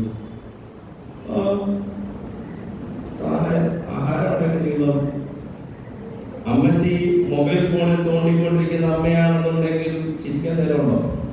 ഭർത്താവിനോട് ചിരിക്കാൻ നേരമില്ല, പിന്നെ ആ സാറ് പറയുന്ന കുഞ്ഞുങ്ങളോടുള്ള ചിരി. ഇനി നിങ്ങൾ കുഞ്ഞുങ്ങളെ നോക്കി സ്കൂളിൽ കയറുമ്പോൾ ചിരിക്കുക. ഈ കുഞ്ഞുങ്ങൾ ആദ്യം പറയാം, മമ്മിക്ക് എന്തോ പറ്റിയിട്ടുണ്ട്, എന്നെ നോക്കി ചിരിച്ചോണ്ടിരിക്കും. കാര്യം എന്താ? ഇതുവരെ സംഭവിച്ചിട്ടില്ലാത്ത കാര്യമാണ്. ഭർത്താവിനോടൊപ്പം ഇരുന്ന് സംസാരിക്കാൻ ഭർത്താവിനും നേരമില്ല. ഞാൻ എന്റെ സ്കൂളിലെ ക്ലാസ്സിലെ കാര്യം പറഞ്ഞു. PTA മീറ്റിംഗിൽ പോകണോ ഉണ്ടോ? ഈ കുഞ്ഞുങ്ങൾ മമ്മി നാളെ PTA മീറ്റിംഗ് മമ്മി വരണമെന്ന് ടീച്ചർ പറഞ്ഞു. മമ്മി അത് ആരോട് പറയും? കൊച്ചിന്റെ അച്ഛനോട് പറയും. എന്ത് പറയും? അതെ നാളെ PTA മീറ്റിംഗ് കേട്ടോ, ചെല്ലണം എന്നൊക്കെയാ പറഞ്ഞിരിക്കുന്നത്. ഓ നീ രാവിലെ ഇടവറക്കാണോ? നീ രാവിലെ വിളിച്ചു പോകണം. നീ പറയാം നിങ്ങളെന്താ പറയുന്നത്? നാളെ അല്ലയോ എന്റെ താലിക്കത്തറയിലെ തോമസേട്ടന്റെ മകളുടെ ജാൻസിയുടെ മോളെ നിശ്ചയം കിട്ടിയോ? എനിക്ക് പോരിക്കാൻ പറ്റുമോ? എന്നാ പറഞ്ഞേ പറയുന്നത്? പോയോ? മമ്മി പോയോ? അച്ഛൻ പോയോ? ഇല്ല. മമ്മി പോയോ? ഇല്ല. ഒരു കാര്യം ചെയ്യാം, എന്റെ ആളെ ഉള്ള സ്വന്തം കുഞ്ഞിന്റെ നമ്മളുടെ ഏറ്റവും വലിയ ഇൻവെസ്റ്റ്മെന്റ് എന്ന് പറയുന്നത് ഈ കുഞ്ഞുങ്ങൾക്ക് പഠിക്കാൻ ചെലവാക്കുന്ന പണമാണ്. നമ്മുടെ ജീവിതത്തിലെ ഏറ്റവും വലിയ ഇൻവെസ്റ്റ്മെന്റ്, നിക്ഷേപം. നമ്മുടെ കട തുടങ്ങിയാൽ, നമ്മുടെ സ്ഥാപനം ഉണ്ടെങ്കിൽ നമ്മൾ എല്ലാ മാസവും എല്ലാ ആഴ്ചകളിലും അസസ്മെന്റ് നോക്കാറില്ലേ? എത്ര രൂപ കച്ചവടം നടന്നു, എത്ര ലാഭമുണ്ടായി, നഷ്ടമുണ്ടായി, എന്റെ കുഞ്ഞ് പഠിക്കുന്നുണ്ടോ, എന്റെ കുഞ്ഞിന്റെ സുഹൃത്തുക്കൾ ആരൊക്കെയാണ്, അവന്റെ അധ്യാപകരോട് പെരുമാറ്റം എങ്ങനെയാണ്, അധ്യാപകരും അവനും തമ്മിലുള്ള ബന്ധം എങ്ങനെയാണ്, അവൻ ക്ലാസ്സിൽ ഇരിക്കാറുണ്ടോ, ക്ലാസ്സിൽ വന്നാൽ അവന്റെ സ്വഭാവം എങ്ങനെയാണ്, അവന്റെ വഴികളിൽ അവന്റെ സുഹൃത്തുക്കൾ സൗഹൃദം ആരൊക്കെയാണെന്ന് അറിയുവാൻ നമുക്ക് യാതൊരു PTA മീറ്റിംഗ് പോകുന്നില്ല, നേരമില്ലായിരുന്നു. ഞങ്ങൾ പോലീസിന് നിങ്ങൾക്ക് ഇനി ഏത് ഡ്യൂട്ടി ഉണ്ടായാലും PTA മീറ്റിംഗിൽ നിങ്ങൾക്ക് നിങ്ങളുടെ മുന്നിൽ അപേക്ഷ വന്നാൽ, ലീവ് അപേക്ഷ വന്നാൽ നിങ്ങൾ കൊടുക്കണമെന്ന് DGPയുടെ സർക്കുലർ ഞങ്ങൾക്ക് ഇട്ടിട്ടുണ്ട്. ഞങ്ങൾക്കുണ്ട്. നാളെ 24 hours 24 മണിക്കൂർ സമയം കൊടുക്കാതെ, ഡ്യൂട്ടിയിൽ സമയം കൊടുക്കാതെ ഞങ്ങൾക്ക് ഡയറക്ഷൻ ഉണ്ട്. PTA മീറ്റിംഗ് നിങ്ങൾ നിർബന്ധമായിട്ട് കൊടുക്കണം. എത്രത്തോളം ഇമ്പോർട്ടൻ്റ് ആയിട്ടുള്ള സംഗതിയാണെന്ന് തോന്നുന്നത്. ഈ അവസ്ഥയിലാണ് നമ്മൾ പോകുന്നതല്ല. ഇനി പോട്ടെ, ഭർത്താവിന് നേരം സംസാരിക്കുന്ന നേരമുണ്ടോ? ഇല്ല. രാവിലെ 7 മണിക്കാ? ഓ ഞാൻ രാവിലെ 7 മണിക്കാ പോകുന്നില്ല. എപ്പോഴാ വരുന്നത്? രാത്രി 12 മണിയാകും വരും. രാത്രി 12 മണിയാകും വരുമ്പോൾ അത് കഴിക്കുന്നോ? ചോറ് കഴിക്കുന്നോ? അല്ലെങ്കിൽ കഴിക്കുന്നുണ്ടോ? ഇല്ല, അത് കഴിച്ചു. 3-4 ദിവസം ചോദിക്കും. പിന്നെ നിങ്ങൾ ചോദിക്കും ഭർത്താവിനോടോ? അച്ഛനോട് നിങ്ങൾ ചോദിക്കില്ല. കാര്യം എന്താ? എനിക്ക് സമയമില്ല സംസാരിക്കാൻ. അപ്പോഴാണ് പത്രത്തിൽ വായിക്കുന്നത് 48 വയസ്സുള്ള വീട്ടമ്മ വീട്ടിൽ വന്ന പ്ലംബറായിട്ടുള്ള ചെറുക്കനോടൊപ്പം 23 വയസ്സായിട്ട് ഒളിച്ചോടി പോയി. പിന്നെ ബഹളമായി പോലീസ് സ്റ്റേഷൻ പരാതി. എന്റെ കൊണ്ട് സാറേ എന്തോ ഒരു കുറവായിരുന്നു സാറേ, എന്നോട് വന്ന് എത്രയോ തവണ അവർക്ക് കരഞ്ഞിട്ടുള്ള സാറേ, അവർക്ക് എന്തോ കുറവായിരുന്നു സാറേ, അങ്ങനെ ഒരു കുറവുണ്ടായിരുന്നു. എന്താ? അവിടെ കേൾക്കുവാൻ, സംസാരിക്കുവാൻ, കൂടിയിരിക്കുവാൻ നമുക്ക് നേരമില്ലാതെ പോയി. അപ്പോഴാണ് പ്ലംബർ, അതുപോലെ തന്നെ പിന്നെ 38 വയസ്സുള്ള വീട്ടമ്മയോടൊപ്പം വീട്ടിൽ പഠിക്കുവാനുള്ള ബംഗാളികളോട് ഒളിച്ചോടി പോയി. എന്നിട്ട് മാറി കുറ്റം പറഞ്ഞ് വല്ല കാര്യമുണ്ടോ? ഉണ്ടോ? എന്റെ കുടുംബജീവിതത്തിൽ എന്റെ ഭാര്യയ്ക്കൊപ്പം, എന്റെ കുഞ്ഞുങ്ങളോടൊപ്പം സംസാരിക്കുവാൻ നേരമില്ലാത്ത എനിക്ക്, നമ്മൾക്ക് മാറി കുറ്റം പറഞ്ഞ ഒരു കാര്യമുണ്ട്?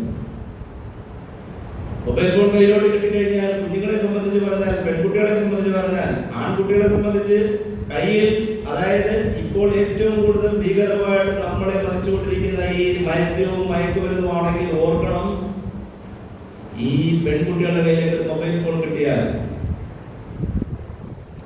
നമ്മളെ വളരെ സുന്ദരമായി ശാസ്ത്രീയമായിട്ട് അവർ പറ്റിക്കും. കവിത എന്നുള്ള പേരെന്തോ അവർ കഴിച്ചിട്ടിരിക്കുന്നത്,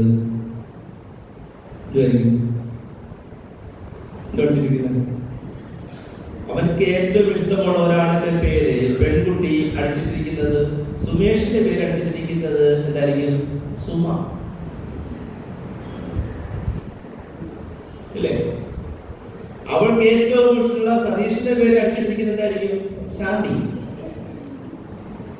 സാധുവായിട്ടുള്ള വീട്ടിലെ അടുക്കളക്കാരിയായിട്ടുള്ള, അല്ലെങ്കിൽ എന്താണ്, വീട്ടിലെ അലക്കുകാരിയായിട്ടുള്ള അമ്മ, മോളെ നിന്നെ കുറെ നേരം ശാന്തി വിളിക്കുവാടി, നാടൻ എടുത്തോണ്ട് കൊടുക്കും. ഇതുപോലൊരു മരമണ്ടികളായിട്ടുള്ള അമ്മമാർ, ഞാൻ കുറ്റം പറയുന്നത് വിചാരിക്കും, ഒരിക്കലും പോലീസ് ആടിപ്പോകാൻ പറയാം. നിങ്ങൾ ചിന്തിക്കണം, നമ്മൾക്ക് എവിടെയാണ് വീഴ്ച വരുന്നത്?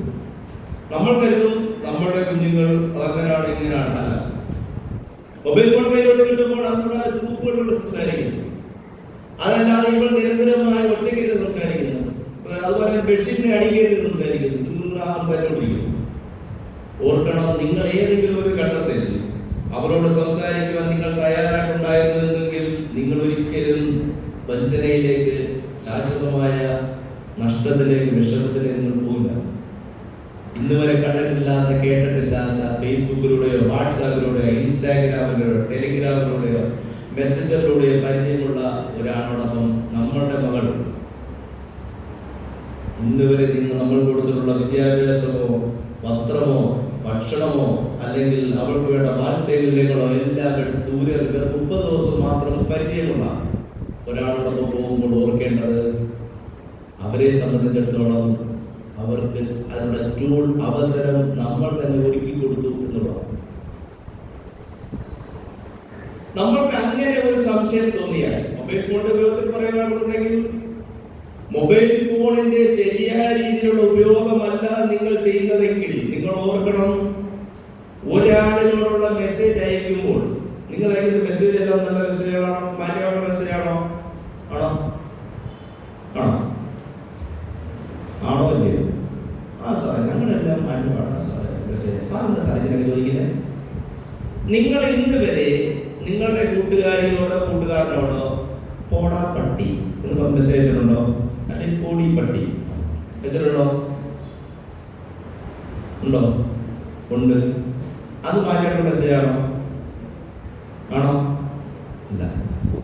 അങ്ങനെ ഒരാളിനെ ഇങ്ങനെ ഈ രീതിയിൽ സംബോധന ചെയ്തിട്ടുണ്ടെങ്കിൽ നാളെ പോലീസ് സ്റ്റേഷനിൽ എന്റെ മുന്നിലേക്ക് വന്നിട്ട് പറയണം, അവർ മെസ്സേജ് അയച്ചിട്ട് സാറേ അവർ ഇങ്ങനെ ഒരു പദം പ്രയോഗിച്ചിട്ടുണ്ട്, ഒരു ജീവിയുടെ പേര് തന്നെ വിളിച്ചിട്ടുണ്ട്. അങ്ങനെ ഒരു പരാതി വന്നാൽ ഒരു സംശയം വേണ്ട, അയാളെ പ്രതിയായി IT ആക്ട് പ്രകാരം എഫ്ഐആർ ചെയ്യും. ഒരു പോടാപട്ടിക്ക് നിയമമിട്ടിരിക്കുന്ന വില എന്ന് പറഞ്ഞാൽ 1 ലക്ഷം രൂപയും 3 മാസം തടവും. ഇനി വല്ലവരെ ഫോണൊക്കെ എടുത്ത് വെച്ചിട്ട് പള്ളിയുടെ ഇടവക കാര്യത്തിലോ ഗ്രൂപ്പിലോ ഒരാളോട് നമുക്ക് ദേഷ്യം തോന്നും, നമുക്ക് എല്ലാവർക്കും ദേഷ്യം തോന്നും, പെട്ടെന്ന് സഹിക്കാനും ക്ഷമിക്കാനുള്ള ക്ഷമയൊന്നും ഇല്ലല്ലോ, ഇല്ലേ? എന്താ സാറേ ക്ഷമിക്കാനൊക്കെ? നമ്മളെടുത്ത് പറഞ്ഞ വല്ല തിരിയൊക്കെ പറയുമ്പോ നമ്മൾ കള്ളം പറഞ്ഞാലും ഇലക്ട്രോണിക് ഡിവൈസ് മൊബൈൽ കള്ളം പറയുമോ? പറയില്ല. അത് മാത്രം വെച്ചുകൊണ്ട് അതിന്റെ റെക്കോർഡിംഗ് മാത്രം എടുത്തുകൊണ്ട് ലേറ്റസ്റ്റ് നിയമപ്രകാരം, സൈബർ ആക്ട് പ്രകാരം നിങ്ങളെ കോടതി വിചാരണ ചെയ്യും. നിങ്ങൾ കോടതി വിചാരണയ്ക്ക് വിധേയരാകും. ഏറ്റവും കുറഞ്ഞ ശിക്ഷയാണ് ഓർക്കണം, 3 മാസം തടവും 1 ലക്ഷം രൂപയും. ഒരാളുടെ ഫോട്ടോ എടുത്ത് ഞാൻ ഷെയർ ചെയ്തു. നമ്മളെല്ലാം ഫേസ്ബുക്കിലും വാട്സാപ്പിലെല്ലാം ഇഷ്ടംപോലെ ഫോട്ടോകളെല്ലാം ഷെയർ ചെയ്യാറുണ്ട്. ഏറ്റവും സെൽഫിയുടെ കാലം. സെൽഫി എടുക്കുമ്പോൾ എല്ലാവരും പോകണോ? സ്ട്രോക്ക് ഒന്നോണ്ടിരിക്കുക, അറിയില്ല, അങ്ങ് ഷെയർ ചെയ്യല്ല, ഈ രാജ്യം മുഴുവൻ ഷെയർ ചെയ്യും. നമ്മൾക്ക് ഒരാളിനോട് ദേഷ്യപ്പെട്ടുകൊണ്ട് ഒരാളുടെ ഫോട്ടോ എടുത്ത് മോർഫ് ചെയ്യുകയോ അല്ലാതെയോ ഷെയർ ചെയ്താൽ ആ വന്നിട്ടുള്ള ഫോട്ടോയെ കുറിച്ച് നിങ്ങൾക്ക് ഒരു പരാതി ഉണ്ടെങ്കിൽ പോലീസ് സ്റ്റേഷൻ സമീപിച്ചാൽ ഞാൻ സൈബർ സെല്ല് പ്രകാരം നിങ്ങളെ അറസ്റ്റ് ചെയ്യും. സൈബർ സെല്ലിന്റെ സഹായം എന്ന് പറഞ്ഞാൽ നിങ്ങൾ കള്ളം പറഞ്ഞാലും ഈ ഇലക്ട്രോണിക് ഡിവൈസ് കള്ളം പറയില്ല. നിങ്ങൾ അതിനെ ഡിലീറ്റ് ചെയ്ത് കളഞ്ഞാലും ഞങ്ങളുടെ ആപ്ലിക്കേഷൻ പ്രകാരം ഞങ്ങൾ റിട്രീവ് എടുക്കും. ഓർക്കണം, IT ആക്ട് 67 പ്രകാരം നിങ്ങൾ പ്രതികരിക്കപ്പെടും. ഒരു കാരണവശാലും നമ്മുടെ പ്രൈവസിയോ സ്വകാര്യതയോ മറ്റൊരാൾക്ക് ഷെയർ ചെയ്യുകയോ അയാളുടെ സ്വകാര്യമായിട്ടുള്ള സംഗതികൾ നമ്മളെടുക്കുകയോ ചെയ്യാനോ ഷെയർ ചെയ്യാനോ പാടില്ല. ഈ പട്ടം പോകുന്ന സാധനം, പട്ടം പോകുന്ന പട്ടപ്പത്തിലുണ്ടോ? പട്ടം നൂലായിരിക്കും. പട്ടത്തിന്റെ നൂല് പൊട്ടിപ്പോയത് ഇത് എവിടെ ചെല്ലുന്നതെന്ന് ആർക്കും അറിയാതെ പറഞ്ഞു.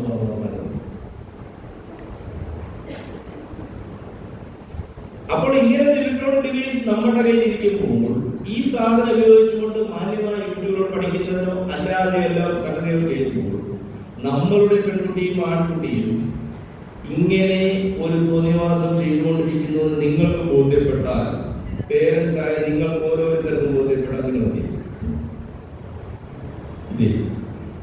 പോലീസ് സ്റ്റേഷനിൽ പരാതിയാണ്. സാറേ, എൻ്റെ മോള് ഡാൻസ് എല്ലാ ദിവസവും ഒരുത്തനോട് വിളിക്കുന്നുണ്ട്. സാറേ, ഇവർക്ക് ആഹാരവും വേണ്ട, പുസ്തകം തുറന്നു വെച്ച് നിവാസപ്പനെ കണ്ടോ ഒറ്റയ്ക്ക് ചിരിക്കുക, വെളിയോട്ട് കണ്ടുകൊണ്ടിരിക്കുക. ഒരിടത്ത് ഞാൻ ചിലപ്പോൾ കാണുന്ന കാഴ്ച എന്ന് പറഞ്ഞാൽ ഒരു വീട്ടിൽ ഒരു അപ്പച്ചനെ തിരക്കി ചിലപ്പോൾ കാണുന്ന കാഴ്ച അവളിങ്ങനെ സംസാരിക്കണം.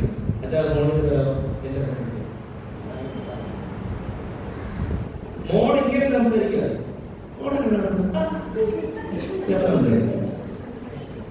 ഞാൻ ചോദിച്ചു, മോളെ അച്ഛൻ രാമേന്ദ്രനുണ്ടോ അവിടെ? ആര് കേൾക്കാൻ?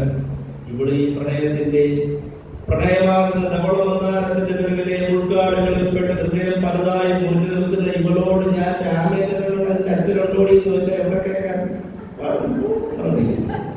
മൂന്നാമത്തെ പ്രാവശ്യം വേണ്ടി ചോദിക്കുന്നു, എന്താ സാറേ? ഒന്നുമില്ല, അതിന്റെ അച്ഛനുണ്ടെന്ന് ചോദിക്കാമല്ല. എന്താ പറയുക, ഇവിടെ സംസാരിച്ചുകൊണ്ടിരിക്കുമ്പോൾ ഇത്രയും പൊക്കമുള്ള മനോഹരമായിട്ടുള്ള ഒരു മുല്ല, കുറ്റിമുല്ല നിറയെ പൂക്കളുള്ള മുല്ലയുടെ മുഴുവൻ ഇലകളോട് പിഞ്ചി പറിച്ചാണ് മൊത്തം ഇട്ടു. ഒരു വശത്ത് പ്രണയം പുഷ്പിക്കുന്നു, മറുവശത്ത് മുല്ലക്കരിഞ്ഞുണ്ട്. എന്താ ചെയ്യുന്നതെന്ന് പോലും നിങ്ങൾക്ക് ബോധ്യമോ? നിങ്ങൾ അതിന് എത്രയോ റെഡി അത് കാത്തു വെച്ചിട്ട് നീങ്ങുകയോ എനിക്ക് അല്ലെങ്കിൽ ഗ്യാസ് കുറ്റി ഓഫാക്കടി എന്ന് പറഞ്ഞില്ല. എത്രയോ തവണ പറയുന്നു അമ്മമാര്, അല്ലേ? ആമ്പിള്ളേരെ കാര്യത്തിൽ പറയാൻ വേണ്ട. ആമ്പിള്ളേരെ ഒരു മോനെ ഒരു പയ്യനെ തിരക്കി ചെന്നപ്പോ അച്ഛന്റെ മറുപടി കേട്ട് എനിക്ക് വിഷമവും തോന്നി ചിരിക്കുന്നു. ഇത് രാജേഷിന്റെ വീടാണോ? അതെ സാർ. രാജേഷ് നിങ്ങളുടെ ഇപ്പോൾ ഉണ്ടായിരുന്നു സാർ. പുറത്തേക്ക് പോയി, അയാളുടെ സുഖമില്ലാതെ ഇരിക്കുന്ന പ്രശ്നം. പുറത്തോടെ അയാളുടെ മറുപടി ഇതാണ്, സാർ പുറത്തേക്ക് ചെല്ലുമ്പോൾ ഒരു ടേണിംഗ് ഉണ്ട് സാർ, ഒരു പിൻവഴിയാണ്. ആ ടേണിങ്ങിൽ ആ വളവിന്റെ അരികിലായി ഒരു ഇലക്ട്രിക് പോസ്റ്റ് ഒടിഞ്ഞ് കിടപ്പുണ്ട് സാർ. ആ ഇലക്ട്രിക് പോസ്റ്റിൽ കുറേയധികം ചെറുപ്പക്കാരിയ്ക്കുന്നുണ്ട് സാർ. അതിലേറ്റവും കൂനുള്ള പയ്യനാണ് സാർ. എന്താ കൂന്? ഇത് കണ്ട് കണ്ട് കണ്ട് കണ്ട് കൂനായി. നമ്മളോർക്കുക, സ്വന്തം മകനെ കുറിച്ച് പറയാണ്, എന്റെ മകൻ ഏറ്റവും കൂനുള്ള പയ്യനാണ് സാർ. രാത്രിയിൽ ഉറക്കമില്ലാതെ നമ്മളുടെ വീട്ടിൽ നടക്കുന്ന സംഗതിയാണ് പറയുന്നത്. 1 മണി 2 മണി വരെ ഇവൻ വല്ല റീൽസോ എന്തോ എല്ലാം കണ്ടോണ്ട് ഇവൻ ഉറക്കമുണ്ടോ അതുമില്ല, ആഹാരമുണ്ടോ അതുമില്ല. ആഹാരം കഴിക്കുമ്പോഴും ഇങ്ങനെ കഴിക്കുന്നത് ശരിയല്ലേ? വീട്ടിൽ നമ്മൾ ആഹാരം കഴിക്കുമ്പോൾ ആഹാരത്തിൽ നോക്കി കഴിക്കുന്നത്. ആഹാരം, അന്നം എന്ന് പറഞ്ഞാൽ ദൈവം തമ്പുരാൻ നമുക്ക് തന്നിട്ടുള്ള അനുഗ്രഹവും ഔദാര്യവുമാണ്. ഔദാര്യമാണ് ആഹാരം. ആഹാരം വയറ് നിറച്ച് തന്നിട്ടും അല്ലെങ്കിൽ തന്നിട്ടും കൈ നിറയെ ആഹാരം തന്നിട്ടും ആഹാരം കഴിക്കാൻ കഴിവില്ലാത്ത എത്രയോ രോഗികളുണ്ടോ? അവസ്ഥയിൽ ഓർക്കണം, ഈ ഔദാര്യം സ്നേഹത്തോടെ ദൈവത്തിന്റെ പ്രീതിയിൽ നന്ദിയോടെ കഴിക്കുവാൻ ഇവരെ താഴ്ത്തുന്നുകൊണ്ടിരിക്കുന്നു. അമ്മ ഇനി എന്തോ കൊണ്ട് വെച്ചാൽ ഇവന് ടേസ്റ്റ് അറിയത്തില്ല. കാരണം ഇവന്റെ ശ്രദ്ധ ദൈവസ്ഥാനിരിക്കുക. ആൺകുട്ടികളുടെ അവസ്ഥ ആ രീതിയിൽ നിങ്ങളുടെ മകൾ, എന്റെ മകൾ അത്തരത്തിൽ ഒരു അടിമപ്പെടലിൽ പെട്ടുപോയി കുരുങ്ങി കിടക്കുന്നു ചിന്തിച്ചാൽ നമ്മൾ എന്ത് ചെയ്യും? പറയും, പോലീസ് സ്റ്റേഷൻ പരാതി കൊടുക്കും. പോലീസ് സ്റ്റേഷൻ പരാതി കൊടുക്കുമ്പോൾ ഞാൻ ഉടനെ തന്നെ ഹലോ റേഷാണോ, അന്ന് പോലീസ് സ്റ്റേഷനിലേക്ക് ഒരു റേഷൻ വരുന്നു, അതിനെക്കുറിച്ച് തിരിക്കുന്ന കാര്യമില്ല. അല്ലെ നമ്മൾ പോയി എന്റെ മോളെ നീ ആണോ വഴിതെറ്റിക്കുന്നത് പറഞ്ഞാൽ അവനെ എടുത്ത് ഉപദ്രവിക്കുകയാണോ? അല്ല, അങ്ങനെയുള്ള കാലമേ കഴിഞ്ഞു പോയി. അവനെ എടുത്തിട്ട് ഉപദ്രവിക്കുമ്പോൾ നമ്മളുടെ മകൾക്ക് അവനോട് സെന്റിമെന്റ്സ് കൂടും.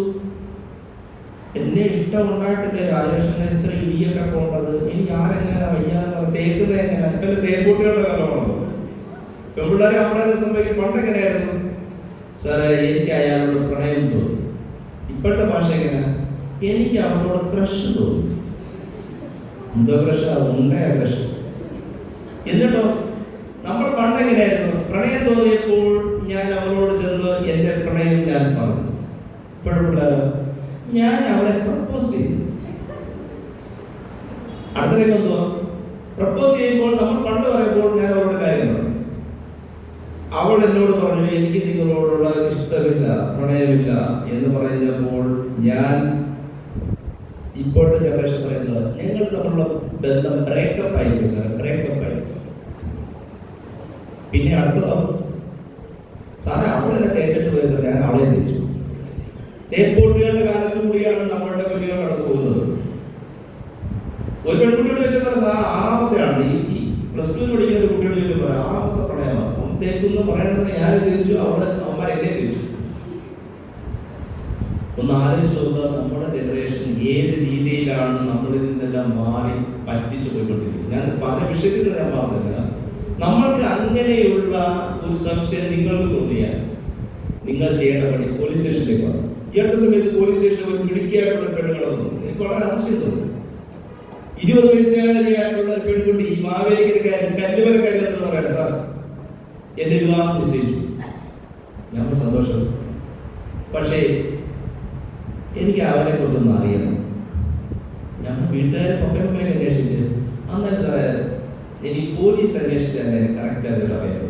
ടീച്ചേഴ്സ് പറഞ്ഞു ഇവിടെ അവന്റെ സ്ഥലം എന്ന് പറയുന്നത് അടൂരാണ്, തുമ്പമൺ സ്വദേശിയായിട്ടുള്ള ഒരു പേര്. സാറേ ഇതിനെ കുറിച്ച് അന്വേഷിക്കുന്നു. ഞാൻ അവിടെ തുമ്പമൺ സ്റ്റേഷൻ വിളിക്കുന്നു. അവിടെ സ്പെഷ്യൽ ഇന്റലിജൻസ് ഉള്ള പിന്നെ റിനിസാറിന്റെ അറിയാറുണ്ട്.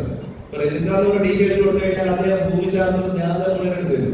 ഇവരെവിടെ താമസിക്കുന്നു, ഇവരുടെ ഭൂമിയുടെ ജോലി എന്താണ്, ഇവരുടെ അപ്പനോ എന്താണ് പണി, ഇപ്പൊ അവസ്ഥ എന്താണ് അന്വേഷിക്കുന്നുവോ. ഇവ കഞ്ചാവ് കേസിലെ പ്രതിയുമാണ്, അതിനോടൊപ്പം തന്നെ ക്യാരിയറുമാണ്. കഞ്ചാവ് നടക്കുന്നില്ല. ഞാൻ അപ്പനോ സാറേ അവർക്കൊക്കെ നല്ല അഭിപ്രായം സാറേ. ഞാൻ നിനക്ക് വേണ്ട, അവിടെ തന്നെ വിളിച്ചിട്ട് നിന്നെ എനിക്ക് വേണ്ട ഇനി എന്റെ കുറെ അറിയാൻ. ഒരു മിടുക്കിയായിട്ടുള്ള നമ്മളെ പോലെ ഓമനിച്ചു വളർത്തുന്ന ഒരു പെൺകുട്ടി സ്റ്റേഷനിൽ നടന്ന സംഗതിയാണ്. നമ്മുടെ കുഞ്ഞിനെ പെൺകുഞ്ഞിനെ ഈ രീതിയിൽ ഒരാൾ ഫോളോ ചെയ്താൽ നിങ്ങൾ പോലീസ് സ്റ്റേഷനിലേക്ക് വരണം. പോലീസ് സ്റ്റേഷനിൽ വന്നിട്ട് നമ്പർ തരും സാറേ, ഈ നമ്പർ ഒബ്സർവേഷൻ. ഒബ്സർവേഷൻ ഞാൻ ഉടനെ തന്നെ ഇതിനു വേണ്ടി ഒരു ഓഫീസ് തുറന്നിട്ടുണ്ട്. ഇവിടെ ആലപ്പുഴയിൽ ഏതാ സൈബർ സെൽ ഒബ്സർവേഷൻ കൊടുക്കുന്നു. സൈബർ സെൽ ഒബ്സർവേഷന്റെ കാര്യം ഇവിടെ അറിയുന്നുണ്ടോ? നമ്മുടെ മകൻ അറിയുന്നുണ്ടോ? ഇല്ല. രാത്രിയാവുന്നു, 11 മണിയാകുമ്പോൾ ഫോൺ എടുക്കുന്നു. പാവപ്പെട്ട അച്ഛനും അമ്മയും, അമ്മ അടുക്കള ജോലിക്കാരൻ കിടന്നുറങ്ങുന്നു. അച്ഛൻ ജോലിക്ക് മറ്റേ വിദേശത്ത് വരെ പാവം കിടന്നുറങ്ങുന്നു. ഫോൺ എടുക്കുന്നു. സുമേഷൻ എന്നെ വാട്സപ്പ് എടുക്കുന്നു. സുമേഷന് 10 ഉമ്മ കൊടുക്കുന്നു. സുമേഷന് പറയാൻ പറ്റുമോ? പുള്ളി മൾട്ടിപ്പിളായിട്ട് 100 ഉമ്മ തിരിച്ച് ഇങ്ങോട്ട്. ഇവർക്ക് പറയാൻ പറ്റുമോ? 100,000 ഉമ്മ. ഒബ്സർവേഷനിലാക്കാൻ വേണ്ടി സൈബർ സെല്ലിലേക്ക് കൊടുത്താൽ ഇവരുടെ ഉമ്മ ആദ്യം ചെല്ലുന്ന എവിടേക്കാണ്? സൈബർ സെല്ലിലുള്ള എന്റെ പോലീസുകാരന്റെ കവിളിലേക്കാണ് നമ്മളുടെ മകളുടെ ഉമ്മ ചെല്ലുന്നത്. ഈ മരമണ്ടി അറിയുന്നുണ്ടോ?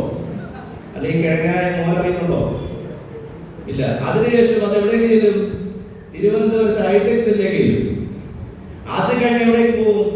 ഇന്ത്യയിലുള്ള ഉപഗ്രഹങ്ങളായിട്ടുള്ള, അതായത് നമ്മുടെ റോയിലേക്ക്, CBIയിലേക്ക്, അതുപോലെ ഇന്റലിജൻസിലേക്ക് എന്ന് തുടങ്ങി അതിനുശേഷം ഇസ്രയേലിന്റെ ഉപഗ്രഹങ്ങൾ ഇത് പിടിച്ചെടുക്കും. അത് കഴിഞ്ഞതിന് ശേഷം പിന്നെ നാസ, അമേരിക്കയുടെ നാസ ഉപഗ്രഹം എടുത്തു.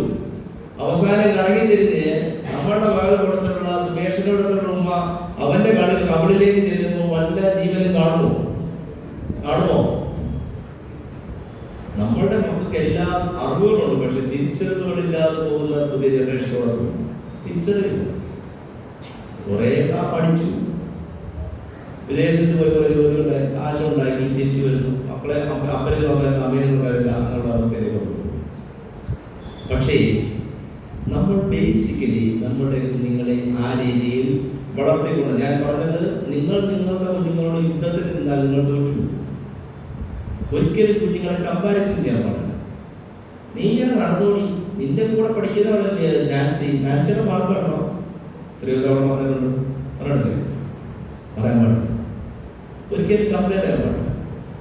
എന്റെ കുഞ്ഞിന്റെ പ്രതീക്ഷ, എന്റെ കുഞ്ഞിനെ കുറിച്ച് കൂടുതൽ മാർക്ക് വാങ്ങിക്കുന്നതോ A+ വാങ്ങിക്കുന്നതോ A1 വാങ്ങിക്കുന്നതോ പറഞ്ഞാൽ അവന്റെ വിദ്യാഭ്യാസമായിട്ട് പുരോഗതി മാത്രമേ ഉള്ളൂ. പ്രതിസന്ധി ഘട്ടങ്ങളിൽ നേരിടുവാൻ നമ്മളുടെ കുഞ്ഞിന് ശേഷിയില്ലാത്ത പക്ഷം, ഒരു അപകടം ഉണ്ടായാൽ, എനിക്കൊരു വിഷമം ഉണ്ടായാൽ, അവൾക്കൊരു വിഷമം ഉണ്ടായാൽ, അവളെ എങ്ങനെ അതിനെ കൈകാര്യം ചെയ്യുന്നു, മനസ്സിന് മൈൻഡ് സെറ്റ് ശരിയില്ലെങ്കിൽ അവൾ തോറ്റുപോകും, സൂയിസൈഡിലേക്ക് പോകും, ഡിപ്രഷനിലേക്ക് പോകും. അത് ഒഴിവാക്കാനാണ് നമ്മൾ പ്രധാനമായിട്ടും, പ്രത്യേകിച്ച് ദേവാലയങ്ങളിൽ നിന്നും നമ്മൾക്ക് വേദപുസ്തകങ്ങളിലൂടെയും മറ്റും നമ്മളിതിന് ശക്തി, മോട്ടിവേഷൻ നമ്മൾ സാംസ്കരിക്കും. ക്ഷമയുണ്ടാവും. ഏത് കുട്ടികൾക്കാണ് ക്ഷമയുള്ളത്? 10 മിനിറ്റ് കേൾക്കാൻ ക്ഷമയില്ല, ഫോണിൽ സംസാരിക്കാൻ, അപ്പനമ്മ സംസാരിക്കാൻ ഏറ്റവും കുറച്ച് സംസാരിക്കുന്നത് നമ്മുടെ കുഞ്ഞുങ്ങളോടെ. നീ പഠിക്കോ? ഞാൻ ക്ലാസ് പോകും, മോനെ നീ ഒരു പച്ചക്കറി പിന്നെ പച്ചക്കറി അപ്പനും തോന്നി മമ്മിയോട് പോകും, വാങ്ങിച്ചു കട്ട് ചെയ്തു, പിന്നെ വിളിച്ച ഫോൺ കൊടുക്കത്തില്ല. ക്ഷമയുണ്ടാകുന്നെന്ന് പറഞ്ഞാൽ ക്ഷമയെ കുറിച്ച് അടിസ്ഥാനപരമായിട്ട് ലോകത്തിന്റെ ജനതയ്ക്ക് മുന്നിൽ ഏറ്റവും സ്വാംശീകരിക്കപ്പെട്ട, മനസ്സുകളെ കീഴടക്കപ്പെട്ടുള്ള ഒരു സമുദായമാണ് നമ്മുടെ ഓരോരുത്തരും. ക്ഷമയുണ്ടാകുന്ന പറഞ്ഞാൽ മദർ തെരേസയുടെ ക്ഷമയുണ്ടാവും. മദർ തെരേസയുടെ ആ സംഭവം പറഞ്ഞതാ. മദർ തെരേസയുടെ ക്ഷമയെ കുറിച്ച് കണ്ടോ, വായിച്ചിട്ടുണ്ടോ? മദർ ആദ്യമായിട്ട് ബംഗാളിൽ അനാഥാലയം തുടങ്ങാൻ വേണ്ടി 12 അനാഥ കുഞ്ഞുങ്ങളുമായിട്ട് ഒരു വാടക കെട്ടിടത്തിൽ, ചോറ് കളിക്കുന്ന ഒരു വാടക കെട്ടിടത്തിൽ നിൽക്കുമ്പോൾ ആഹാരമില്ല, കഴിക്കാനോ വിശപ്പ് കൂടി, കുഞ്ഞുങ്ങൾക്ക് അറിയാൻ തുടങ്ങി. മദർ ഈ 14 അനാഥ കുഞ്ഞുങ്ങളുമായിട്ട് ആ പെരുമഴ സമയത്ത് ആ ബംഗാളിലുള്ള വലിയൊരു കടയുടെ മുന്നിലേക്ക് ചെല്ലുന്നു, ഒരു ഹോട്ടലിലേക്ക് ചെന്നിട്ട് മദർ അവരോട് പറയുന്നു, ആ ഹോട്ടൽ മുതലാളിയോട് പറയുന്നു, എനിക്ക് ഇങ്ങനെയുള്ള വാടക കെട്ടിടത്തിൽ പ്രവർത്തിക്കുന്ന ഒരു അനാഥാലയമുണ്ട്. ഈ അനാഥാലയത്തിലെ കുഞ്ഞുങ്ങളാണ് ഇരിക്കുന്നവരല്ല, ഇവർക്ക് വിശപ്പുണ്ട്, ഇവർക്ക് നിങ്ങൾ ആഹാരം കൊടുക്കണമെന്ന് കൈനീട്ടിയപ്പോൾ ആ കടയിലെ ഉടമ ചെയ്തത് മദറിന്റെ കൈകളിലേക്ക് കാർപ്പിച്ചു കൂട്ടി, എന്നിട്ട് പരിഹസിച്ച് ഉറക്കെ ചിരിച്ചു. മദർ ചെയ്തത് ഈ കൈയിലേക്ക് മുഴുവൻ കാഷ്ടവും തിരുവസ്ത്രത്തിലേക്ക് തൂത്തുകൊണ്ട് തേച്ചുകൊണ്ട് വീണ്ടും കൈനീട്ടി എന്നിട്ട് പറഞ്ഞു, നിങ്ങൾ എനിക്ക് തരാനുള്ളത് ഇനി എന്റെ കുഞ്ഞുങ്ങൾക്ക് തരാനുള്ളത് തരാം. നമ്മൾ മനസ്സിലാക്കേണ്ടത് ആ പുസ്തകത്തിൽ, അതായത് ആ കടയുടമ എഴുതിയ ആ പുസ്തകത്തിൽ ഞാൻ വായിക്കുമ്പോൾ എനിക്ക് അവസാനമായ ആ വരികളിലൂടെ എനിക്ക് മനസ്സിലാക്കാൻ പറ്റും. അയാൾ ഇങ്ങനെയാണ്: സത്യത്തിൽ എന്റെ മനസ്സിലുള്ള അഹങ്കാരത്തിനെ മുഴുവൻ ഒരൊറ്റ പ്രവൃത്തിയിലൂടെ വലിച്ചു പറിച്ച് ദൂരേക്ക് പറിച്ചെറിഞ്ഞു കളഞ്ഞു. പിന്നീട് അയാൾ പറയുന്നത്, ഞാൻ മാത്രമല്ല, ഞാൻ മരിച്ചു പോയാലും എന്റെ പുതിയ തലമുറ എത്ര കാലത്തോളം ഈ സ്ഥാപനം തുടർന്നാലും അനാഥ കുഞ്ഞുങ്ങൾക്ക് വേണ്ടിയുള്ള മുഴുവൻ ഭക്ഷണം കൊടുക്കുന്നത് ഞാൻ തന്നെയാണ് എന്ന് പറയണമെന്നുണ്ടെങ്കിൽ ക്ഷമ എന്താണെന്ന് നമ്മളുടെ മുന്നിലൂടെ ജീവിച്ച് കാണിച്ചു കൊടുത്തു. ചെറുപ്പം തന്നെ നമ്മളുടെ കുഞ്ഞുങ്ങളോട് ക്ഷമ കൊടുക്കുക, കാര്യങ്ങൾ പറഞ്ഞ് മനസ്സിലാക്കി കൊടുക്കുക, മൈൻഡ് സെറ്റിനെ ആ രീതിയിലേക്ക് ആക്കി കൊടുക്കുക. കുറേ പണം ഉണ്ടാക്കി കുട്ടികളെല്ലാം വിദേശത്താകുന്നു, പത്തനാപുരം പോലേക്ക് പോകുന്നു. എൻ്റെ സംഭവമാണ്. അവിടെ ചിലപ്പോൾ മനോഹരങ്ങൾ സുന്ദരിയായിട്ടുള്ള അമേരിക്കുന്നു. 90 വയസ്സുള്ള അമ്മ, റിട്ടയർഡ് അച്ഛമാണ്. ഞാൻ ചോദിച്ചു, അമ്മ എങ്ങനെയാണ് വന്നത്? മക്കളെ, എൻ്റെ വീട് കാഞ്ഞിരപ്പള്ളിയിലാണ്. ഞാൻ പറഞ്ഞു, കാഞ്ഞിരപ്പള്ളിയിൽ എനിക്ക് 4 മക്കളുണ്ട്. 4 മക്കൾ, മൂത്തവൻ അമേരിക്കയിലാണ്, ഇളയവൻ ദുബായ്, മൂന്നാമത്തെ ബ്രിട്ടനിലാണ്. മൂത്തവന്മാർ 2 പേര് എഞ്ചിനീയറും ഒരാൾ ഡോക്ടറുമാണ്. പിന്നെ ഒരാളുടെ ഇളയ മോളുണ്ട്, അവൾ ദുബൈയിലാണ്. വീട്ടിൽ 4 കാഞ്ഞിരപ്പള്ളിയിൽ 4 വലിയ രമ്യഹർമ്മ വലിയ വീടുകളുമുണ്ട്. ഈ 4 വീടുകളിലും വലിയ കാറുകളുമുണ്ട്. ഞങ്ങളുടെ അമ്മ എങ്ങനെ ഇവിടെ വന്നത്? അപ്പോൾ അവർ കഥ പറയാണ്. ഒരു ദിവസം മക്കളെ ഈ 4 മക്കളോട് ഒരുമിച്ച് വന്നിട്ട് എന്നോട് പറഞ്ഞു,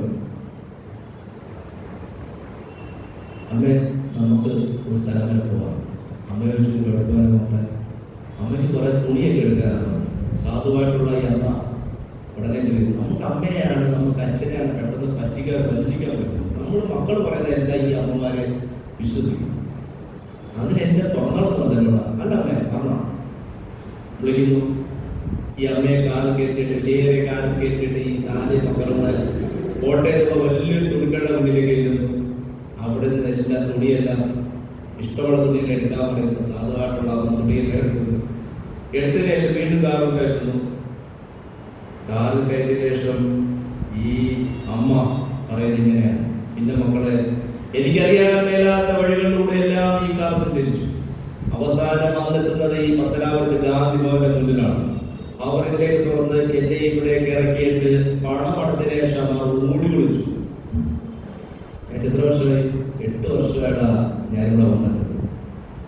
എല്ലാ ദിവസവും എന്റെ മക്കളെ കാണുവാൻ വേണ്ടി എന്റെ മനസ്സിങ്ങനെ ഭയങ്കരമായിട്ട് വേദനിക്കുമ്പോൾ ഞാൻ എന്റെ വേദപുസ്തകത്തിൽ ഇങ്ങനെ വായിക്കും. പക്ഷേ നിനക്കറിയാവോ, ഹൃദയം കൊണ്ടുന്ന വേദനയോടുകൂടിയാണ് ഞാൻ എന്റെ വേദപുസ്തകം നടപ്പിക്കുന്നത്.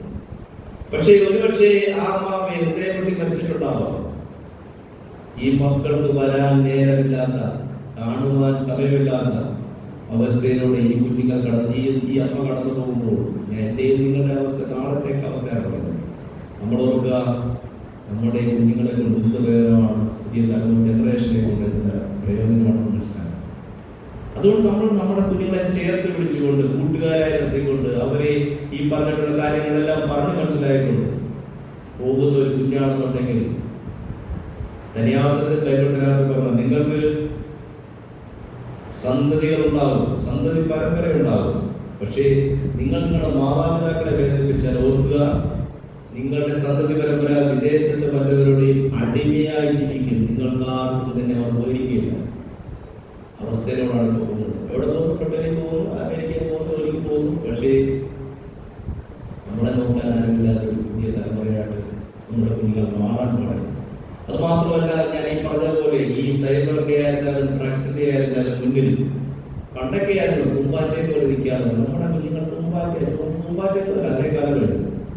നമ്മുടെ കുഞ്ഞുങ്ങൾ ഇങ്ങനെയുള്ള ഈ പെൺകുട്ടികളെ സംബന്ധിച്ച് പറഞ്ഞാൽ ഇത്തരത്തിലുള്ള ഈ ചതിക്കുഴിയുടെ മുന്നിൽ കടന്നലുകളെ പോലെ നിൽക്കണം. അങ്ങനെയെങ്കിൽ മാത്രമേ നമ്മുടെ കുഞ്ഞുങ്ങളെ ജീവിതത്തിലേക്ക് തിരിച്ചു വരാൻ സാധിക്കൂ. പ്രതിസന്ധികളെ നേരിടുന്ന മൈൻഡ് സെറ്റ് ഉള്ള, അതായത് ഏതൊരു പ്രതിസന്ധി വന്നാലും ആർജവത്തോടെ നേരിടണമെന്നുണ്ടെങ്കിൽ അവരുടെ മനസ്സിന്, അവന്റെ മനസ്സിന് മനോബലം ഉണ്ടാക്കി കൊടുക്കണം. എല്ലാത്തിനും മനോബലം ഉണ്ടാകണം. അങ്ങനെയുള്ള ജനറേഷൻ ഉണ്ടെങ്കിൽ മാത്രമേ നമ്മൾ ഇങ്ങനെയുള്ള കൂട്ടായ്മകളുണ്ട് നമ്മൾ വിജയത്തിലേക്ക് എത്തി നമുക്ക് പറയുവാൻ സാധിക്കും. അതുകൊണ്ട് ഓർക്കേണ്ടത്, സൈബർ ലോകവും ഇത്തരത്തിലുള്ള ഈ ഡ്രഗ്സുകളുടെ ലോകവും നമ്മളെ അത്രത്തോളം മാരകമായി കവർന്നു നിൽക്കുന്ന ഒരു സാഹചര്യം കാലഘട്ടത്തിൽ കൂടിയാണ് നമ്മൾ പോകുന്നത്. തീർച്ചയായിട്ടും 7 മണിക്ക് പള്ളിയിൽ വന്നിട്ടുള്ളതാണ് എനിക്ക് മനസ്സിലാക്കാൻ കഴിഞ്ഞത്. ഇപ്പോൾ സമയം 12 മണിയായി. കൂടുതലായി സംസാരിക്കുന്നതിനാൽ കുറെ കാര്യങ്ങൾ പറയണമെന്നുണ്ടായിരുന്നു. പക്ഷേ ജാക്സണിൽ നിന്നതുപോലെ സമയം പോകേണ്ടതുകൊണ്ടായിരിക്കാം. പക്ഷേ ഓർക്കുക, നമ്മൾ മനസ്സിലാക്കേണ്ടത്, പോലീസ് എന്ന് പറഞ്ഞാൽ, ഞാൻ പറയുന്നത്, നിങ്ങളുടെ കയ്യിലുള്ള ആയുധമാണ് പോലീസ്. നിങ്ങളെ ആരെങ്കിലും വഴക്ക് പറയോ, തെരുകയോ, അപകടപ്പെടുത്താൻ പറയോ, നിങ്ങളുടെ മുന്നിലുള്ള ആയുധമാണ് പോലീസ്, വെപ്പണാണ്. നിങ്ങൾക്ക് ഞങ്ങളെ ഉപയോഗിക്കാം. എല്ലാ കുട്ടികൾക്കും എല്ലാം അറിയാമെന്ന് പറയുമ്പോൾ പോലീസ് സ്റ്റേഷനിൽ അവർ അറിയില്ല, അറിയില്ല. ഒരു എമർജൻസി ഉണ്ടായാലും എവിടെ വിളിക്കണം അറിയില്ല. 112 112 വിളിച്ചാൽ പോലീസ് അവിടെ എത്തുമെന്ന് ചോദിച്ചു. സാറേ, അത് ഇങ്ങനെ പറഞ്ഞു വയ്ക്കുന്ന പുതിയ ജനറേഷൻ കുട്ടികളുണ്ട്. അത് +1 +2 കുട്ടികളെ പറയുന്നത്. 112 എന്ന് പറഞ്ഞാൽ വിളിച്ചാൽ നിങ്ങളുടെ വീട്ടിൽ ആവശ്യത്തിൽ സമയത്തിൽ 10 മിനിറ്റിൽ പോലീസ് എത്തും. എന്ത് വേണ്ട, ഇങ്ങനെയുള്ള കാര്യങ്ങളിലൂടെ നമ്മുടെ പുതിയ ജനറേഷനെ, കുട്ടികളെ ചേർത്ത് പിടിച്ച് കാര്യങ്ങൾ പറഞ്ഞ് മനസ്സിലാക്കി അതിനു വേണ്ടിയുള്ള ക്ലാസുകളും സംവിധാനങ്ങളും കൂട്ടായ്മകളും ഒരുമിച്ച് കൊണ്ടുപോയെങ്കിൽ മാത്രമേ നമുക്ക് ജയിക്കുവാൻ, പ്രത്യേകിച്ച് മനസ്സമാധാനത്തോടുകൂടി നമ്മളുടെ കുഞ്ഞുങ്ങളെ കുറിച്ച് ഓർക്കാൻ സാധിക്കുകയുള്ളൂ എന്ന് വിചാരിച്ചുകൊണ്ടും ചിന്തിച്ചുകൊണ്ടും അതോടൊപ്പം തന്നെ ഈ ഒരു ക്ലാസ്സിന് വേണ്ടി ഇവിടെ വെച്ചിട്ടുള്ള പ്രിയപ്പെട്ട അച്ഛൻ, അതുപോലെ തന്നെ പ്രിയപ്പെട്ട എൻ്റെ സ്നേഹിതൻ റിനോക്കയുമൻ, അതോടൊപ്പം നമ്മുടെ നിലവിലെ സംഘാടകർ എല്ലാവർക്കും ഒരിക്കൽ കൂടി സ്നേഹത്തോടെ നന്ദി പറയുന്നു. ഇനി ആർക്കെങ്കിലും സംശയം ഉണ്ടെങ്കിൽ, എന്തെങ്കിലും സംശയം ഉണ്ടെങ്കിൽ, നിങ്ങളുടെ ആശയങ്ങൾ വല്ലതുണ്ടെങ്കിൽ ചോദിച്ചാൽ എൻ്റെ അറിവിൽ നിന്നുകൊണ്ട് ഞാൻ പറഞ്ഞുകൊണ്ട്